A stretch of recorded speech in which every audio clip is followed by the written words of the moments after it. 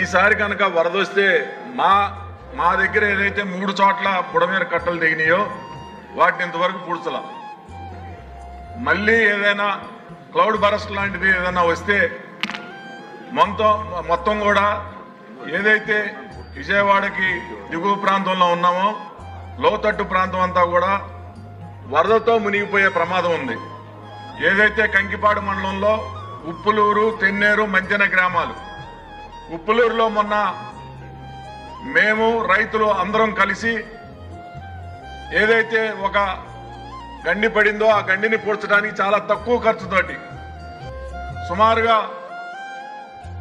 ప్రజలు మేము రైతులు అందరం కలిసి ఒక 5-6 లక్షల రూపాయలతోటే ఆ కట్టని పూడ్చడం జరిగింది.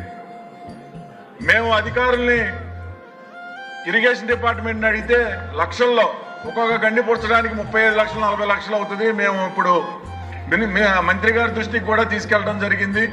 ఏదైనా జరగరాని ప్రమాదం అనుకోకుండా జరిగితే మాత్రం చాలా ప్రమాదం జరిగే అవకాశాలు ఉన్నాయి. కాబట్టి మేమే చేద్దాం అనుకుంటే డ్రై స్పెల్ అనేది రావట్లా.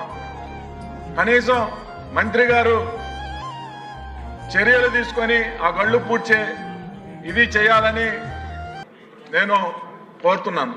థ్యాంక్ యూ అధ్యక్ష.